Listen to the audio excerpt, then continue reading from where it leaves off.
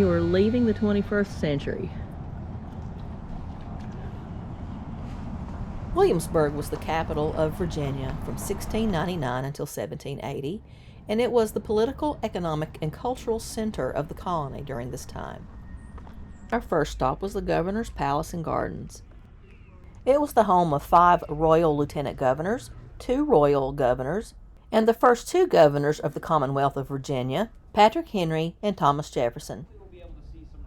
The palace was completed in 1722, but was destroyed by a fire in 1781 while it was being used as a hospital for American wounded at the Battle of Yorktown. It was reconstructed on its original foundations and furnished to represent the home of the last British royal governor of Virginia, John Murray, the 4th Earl of Dunmore, and his family. The room now showing in the video is the entrance to the governor's palace. The room is decorated with swords and firearms, which were actually taken down and used during the French and Indian War, and again during the early stages of the Revolutionary War. Our tour guide explained to us that this is referred to as arming the manor. This allowed easy access to the weapons should they be needed, but it also provided a show of strength to any visitors to the palace. By the mid-1770s, the palace was threatened by the colonists. In April of 1775, the then governor of Dunmore had seized gunpowder stored at the magazine. Dunmore and his family eventually fled the palace, fearing that the colonists would attack in retribution. The possessions of the Dunmores were auctioned off. The people of Williamsburg took possession of the palace, and it ultimately became the residence of Virginia's wartime governors, Thomas Jefferson and Patrick Henry. Sign of wealth. Even the carpeting and the wallpaper are based on Lord Botetourt's inventory, right? He's importing his wall-to-wall Persian carpeting just for you to walk on. But it's also going to be the last room Governor Dunmore sees as he's making his way out in the middle of the night, 1775.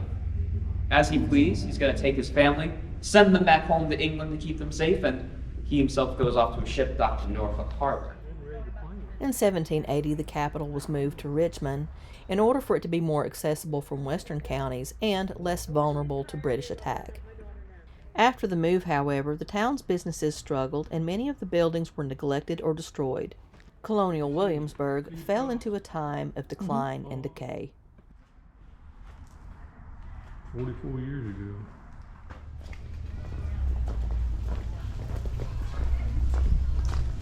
This is the We're not white. Well, I'll fade. I'm fading. You're fading. I feel fading, for sure.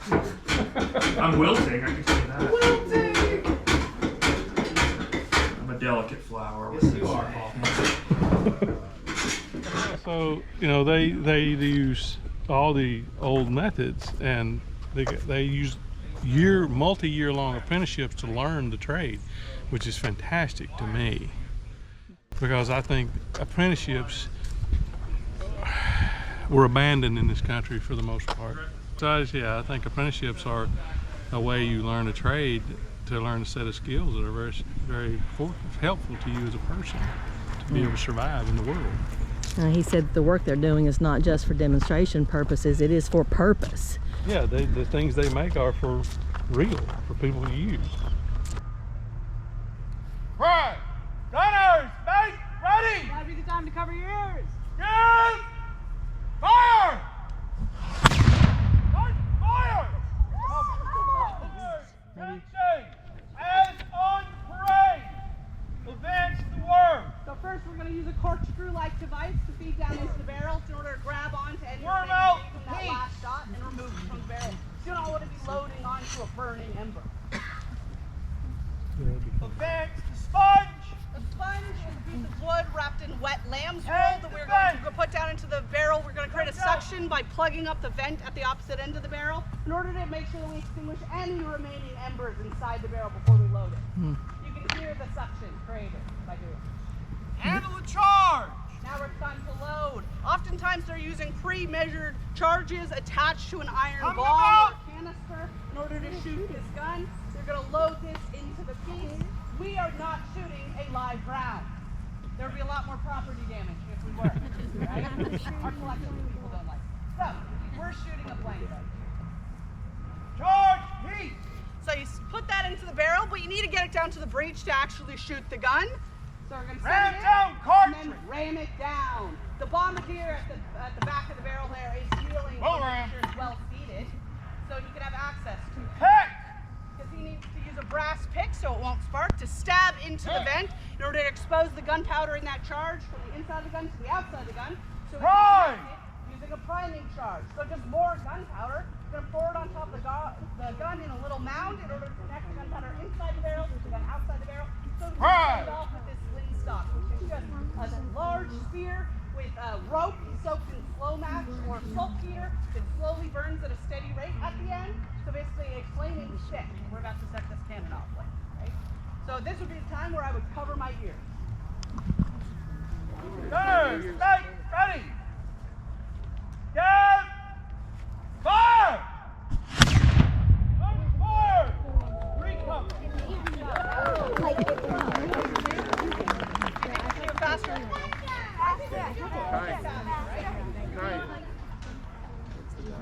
Right. Gunners, make ready! So cover our ears.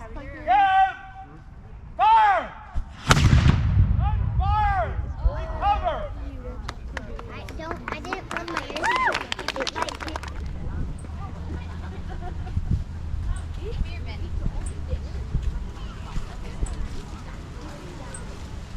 Everybody doing okay? So far, I'm What great. a nice wool sweater, yeah? No. So, it's a hard sell down here in the south. Little dog brush, and they're just taking that wool from our sheep, and we're just straightening it out, trying to align those fibers and pick out stuff that shouldn't be in there. And this is what you guys would be doing. This is your job. This is why you guys were invented. It's got a drive in like a bicycle chain, and it's going to go around 2 times. And it's going to grip on the pulley and going to go around the wheel, and it's going to cross over to this guy called a bobbin. That bobbin is going to slip against that part of the band. It's like a drag on a fishing reel. And the hooks on the rib locate where that yarn builds up because they don't have a bail. But when this guy gets going round and round, it's like twisting a rubber band with your finger. It sends up a whole bunch of energy I've got to do something with. So I'm going to tighten that up a little bit, and I'm going to overlap the new and the old, and I'm going to let the 2 pieces join right up, just releasing the energy so that that twist grabs a hold of those fibers, and then I just control that twist and make a little bit of yarn, and I let up on the tension, and the bobbin lines it up for me so I don't have to. And after a while, you can do it usually a workhorse, and it works with pulleys. And it's called a counterbalance loom. So I've got 720 yarns. All these green yarns in front of me, each one is 18 yards long. We wrapped on the back beam, and each one has to be assigned to one of the frames. And then you do it in a certain order. And each yarn lives in its own house. It's a heddle. And it's got 2 knots in the middle that make an eye. So you gotta fish it through the eye, then you gotta put it through a slot. So you've got your pattern and your density of the fabric. So now, after 7 hours, I can weave. You gotta step on 2 pedals at the same time, so it's countering and it's in balance. So I've got half up, half down. Got a piece of yarn on a piece of paper called a quill, and I got a shuttle that's gonna shuttle the yarn over and under those 2 groups. Now it's a piece of fabric. So now I gotta figure out how to get it back.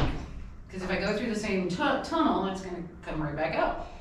So I'm going to release one of those frames and add another frame. So I've locked it in. And this is a 4-petal combination, and it makes a ribbed fabric called bumbarette. I have no idea where that word came from. But it's a weave structure that's pretty common. Ribs and stripes are you see it everywhere.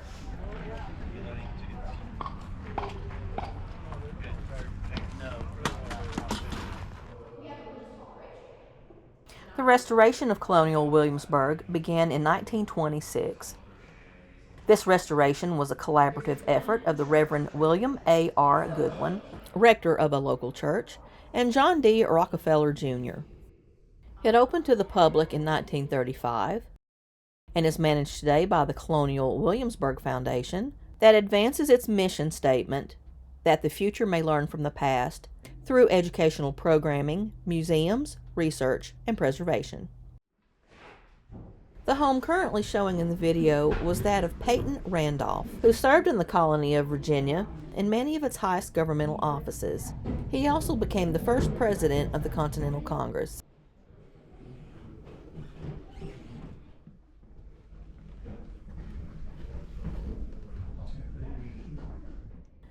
The Peyton Randolph House is considered by some to be one of the most haunted buildings in Virginia. The wigs on the wig on the Allegedly, stands. since its construction in 1715, over 24 people have died in or around the house due to freak accidents, murders, war, and mysterious illnesses. Some of the sightings include hearing voices and whispered conversations, objects moving on their own, or the feeling of a ghostly presence touching you.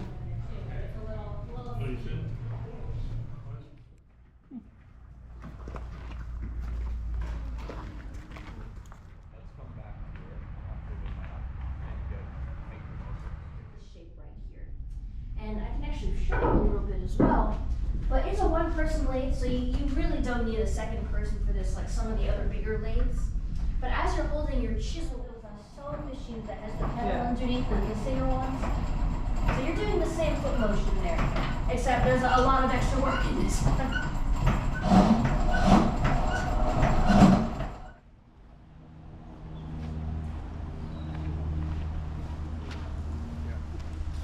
Anyone is accused of misdemeanor, or if individuals have civil cases against each other, those are all handled on the couch that you can imagine glowing red from sitting in those coals.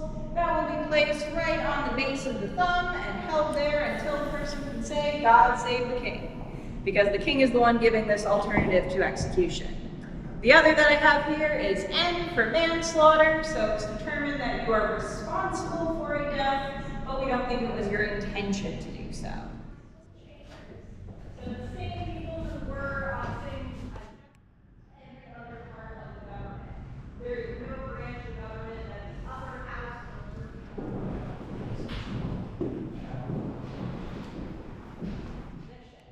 Just keep in mind that in order to vote and choose who gets to sit here, you're going to have to have a primary.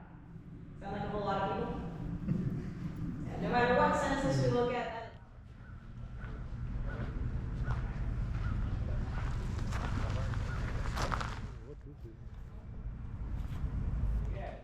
Well, that means that as you beat it out, that material is going to wind up wider. What a blacksmith might do for you in the 18th century. We wouldn't necessarily make all these things, though we certainly have the capability to, but you're more likely to want them made by English manufacturers. In the back of the shop, he's working on a cooking fork for one of the kitchens in town. Another smith.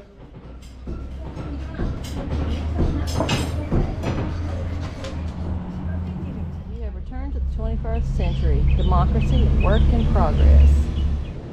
It is also time for us to return home and get ready for a brand new adventure. Thank you for coming with us on our fall foliage and fun road trip. We'll see you later.